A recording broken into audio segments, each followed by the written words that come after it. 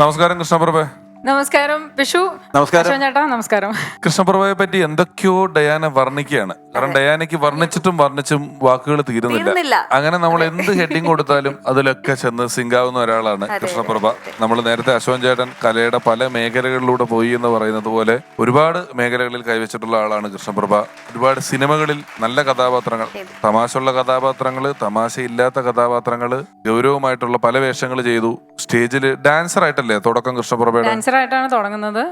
ഡാൻസറും പാട്ടും ഉണ്ടായിരുന്നു. പാട്ടുകൊണ്ട് ഞാൻ ചോദിക്കാൻ വരുമായിരുന്നു. പാട്ട് പറഞ്ഞില്ല ഡയാന.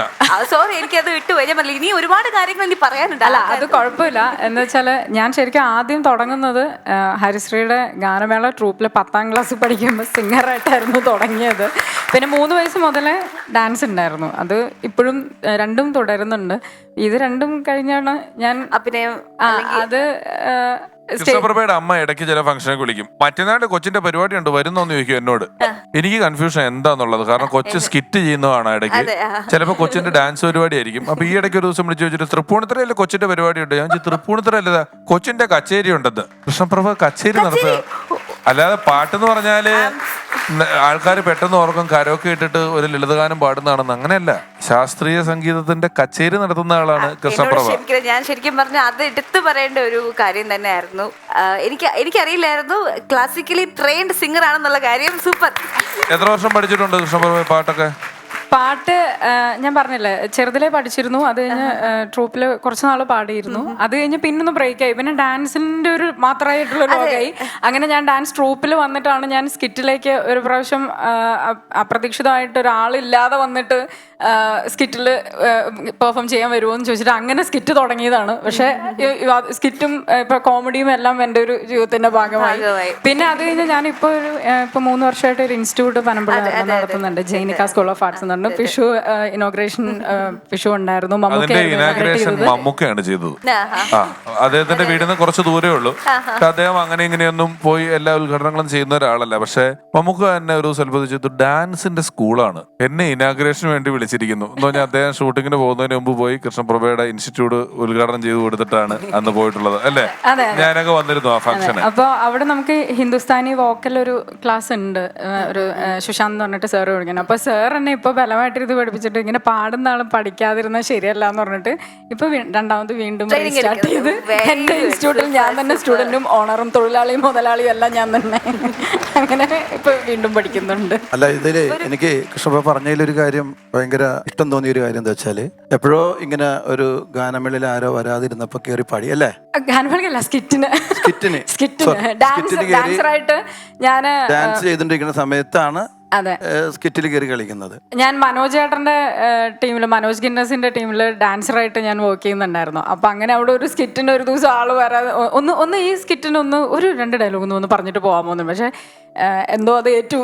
അപ്പൊ അങ്ങനെയാണ് ഞാൻ. അല്ല, വേറെ കാര്യമുണ്ട്, ഡാൻസ് ചെയ്യുന്ന ആൾക്ക് എല്ലാ ഭാവങ്ങളും അറിയാൻ പറ്റും. പിന്നെ മൂവ്മെന്റ്സും അത് കാണുകയല്ലേ നമ്മൾ, എപ്പോഴും ജീവിതത്തിൽ ബന്ധമുണ്ടല്ലോ. ഒരു ബൈ ചാൻസ് കയറിയതല്ലേ അവിടെ. ഇത് ഇംഗ്ലീഷില്, അതായത് വിദേശത്ത് ഒരു സിനിമ ഷൂട്ടിംഗ് നടക്കുമ്പോൾ അവിടെ ലൈറ്റ് ചെയ്യുന്ന ഒരാൾ, ലൈറ്റ് അപ്പ് ബോയ് എന്നിട്ട് ക്യാമറമാനോട് സാറേ ആ ലൈറ്റ് ഞാൻ അവിടെ വെച്ചത് ഒന്ന് ടിൽ ഡൗൺ ചെയ്യട്ടെ എന്ന് വെച്ച്. അപ്പൊ ആ ക്യാമറമാൻ പറഞ്ഞു അതിന്റെ ആവശ്യമില്ല. പിന്നീട് വേറെ എപ്പോഴോ ഇവൻ ലൈറ്റ് അപ്പ് ചെയ്തിരിക്കുന്ന സമയത്ത് അയാൾ തന്നെ ചോദിച്ചു, ഇത് അവിടെ നിന്ന് അങ്ങോട്ട് പാൻ ചെയ്ത് കുറച്ച് സ്ലൈഡ് ചെയ്ത് വെക്കട്ടെ എന്ന് ചോദിച്ചു. എന്തിനാ, അത് വേണ്ട, അങ്ങനെ മതി. ഇങ്ങനെ പല സെറ്റിലും ഈ ലൈറ്റ് ബോയുടെ ഒരു അഭിപ്രായം ഉണ്ടായിരുന്നു. അത് പിന്നീട് ആ ക്യാമറമാൻ 2-3 പടങ്ങളിൽ ഇയാളുടെ പ്രസൻസിൽ ഇങ്ങനെ പറഞ്ഞപ്പോൾ അയാൾ തോന്നിയ അങ്ങനെ ഒന്ന് തിരിച്ചു വെച്ചപ്പോൾ ഭയങ്കര ലൈറ്റിംഗ് ആയിരുന്നു, ഫുൾ ലൈറ്റ് ഇട്ടപ്പോൾ. പിന്നെ ഇവന്റെ സജഷൻസ് എടുക്കാൻ തുടങ്ങി. ആ ആളാണ് പിൽക്കാലത്ത് സ്പിൽബർഗ് എന്ന് പറയുന്ന ആളായി. അപ്പൊ അത് അവിടെ നിന്ന് ആ ഒരു ബൈ ചാൻസിന് കയറിയ ഒരു ചെറിയ ഒരു സംഭവം ചെയ്തു അല്ലെ, അന്നൊരു ചെറിയ വേഷം. ഇപ്പൊ എവിടെ എത്തി, എത്ര പടങ്ങളിൽ അഭിനയിച്ചു, എത്ര സ്കിറ്റുകൾ കളിച്ചു. ഭയങ്കര കയറ്റമല്ലേ അതൊക്കെ, ഭയങ്കര വരവല്ലേ അതൊക്കെ.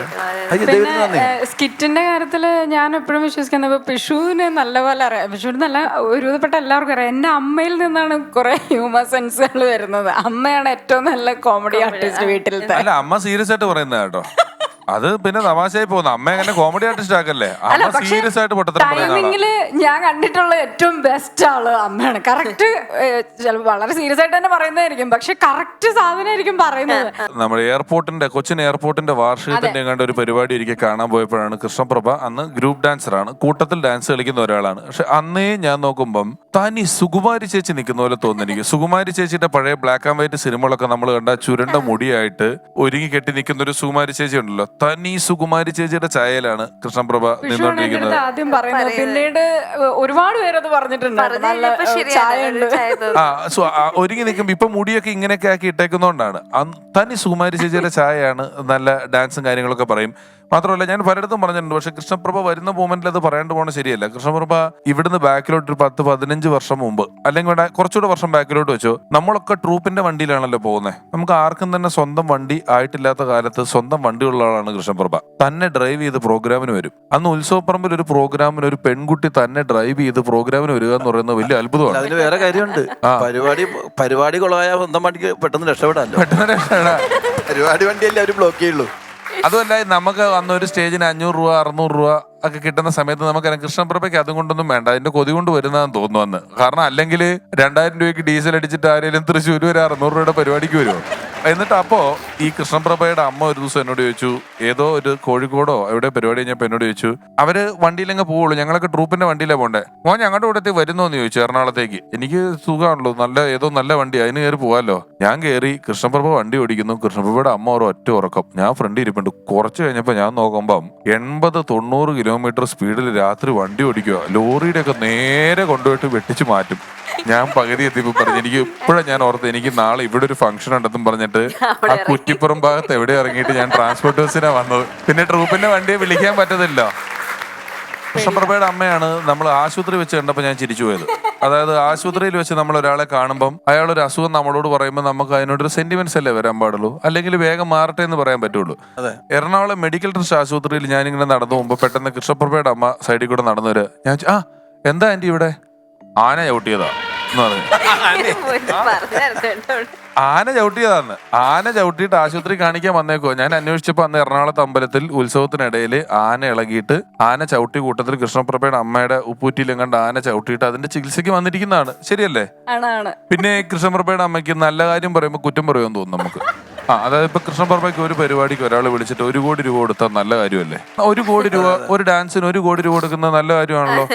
അത് കഴിഞ്ഞിട്ട് ഇപ്പൊ 1 കോടി രൂപ കൊടുത്തത് മാത്രം പോരാ, അന്ന് രാത്രി തിന്നാൻ നല്ല കരിമീൻ വറുത്തതും ബിരിയാണിയും ഐസ്ക്രീമും കൊടുക്കുന്നത് നല്ല കാര്യമാണല്ലോ. പക്ഷെ ഇതേ നല്ല കാര്യം കൃഷ്ണപ്രഭയുടെ അമ്മ പറയുന്നത് എങ്ങനെയോ, കൊച്ചിനാണെങ്കിൽ ഇന്നലെ ഒരു പ്രോഗ്രാമിന് പോയിട്ട് പ്രോഗ്രാം കഴിഞ്ഞപ്പോൾ അവർ 1 കോടി രൂപ കൊടുത്തേ, എന്നിട്ട് രാത്രി ഷോ കഴിഞ്ഞിട്ട് ഞങ്ങൾ ചെന്നപ്പോൾ തിന്നാൻ കരിമീനും ഐസ്ക്രീമും ഒക്കെ എടുത്ത് വെച്ചേക്കുന്നത്. എല്ലാം നല്ല കാര്യവും പറയുമ്പോൾ നമുക്ക് കുറ്റം പറയാൻ തോന്നുന്ന ആളാണ്. ചേച്ചിയുടെ ഒരുപാട് ഫിലിം മറ്റ് സീരിയൽസ് ഒക്കെ കണ്ടിട്ടുണ്ട്. ഞാൻ ആദ്യം പറഞ്ഞതുപോലെ ഒരു ക്യാരക്ടർ റോൾ കൈകാര്യം ചെയ്യുന്ന, ഹാസ്യം കൈകാര്യം ചെയ്യുന്ന ഒരു അഭിനേത്രിയാണെന്ന് വിചാരിച്ചിരുന്നത്. പിന്നെ ഞാൻ സോഷ്യൽ മീഡിയയിൽ ഫോളോ ചെയ്യാൻ തുടങ്ങിയപ്പോഴത്തേക്കുമാണ് ഷീസ് എൻ അമേസിംഗ് ഡാൻസർ, അടിപൊളി ഡാൻസറാണ്.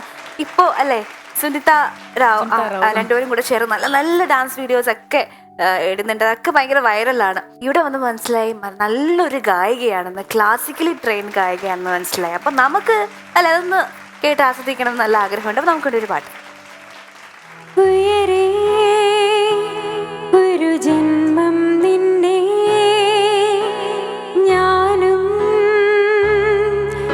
അറിയാതെ പോകേ,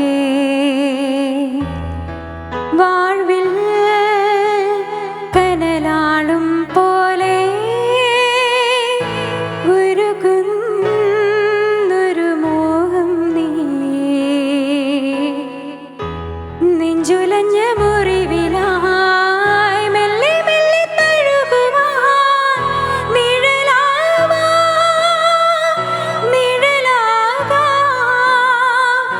മണ്ണടിയും നാൾ വരെ കൂടെ കാവലായി കണ്ണേ നിന്നെ കാക്കാം. സ്വപ്നം നീ സ്വന്തം നീ, സ്വർഗം നീ സർവം നീ.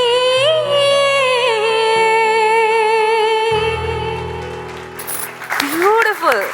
ബ്യൂട്ടിഫുൾ ചേച്ചി, സൂപ്പർ സൂപ്പർ സൂപ്പർ. അപ്പോൾ ഒരുപാട് സന്തോഷം നമ്മുടെ ഫ്ലോറിൽ എത്തിയത്. ഞങ്ങളുടെ ഒരു സ്നേഹാദരം ഏറ്റുവാങ്ങണം. അത് ചേച്ചിക്ക് നൽകാനായിട്ട് രമേശ് ചേട്ടനെയും അശോകൻ സാറിനെയും ക്ഷണിക്കുന്നു പ്ലീസ്.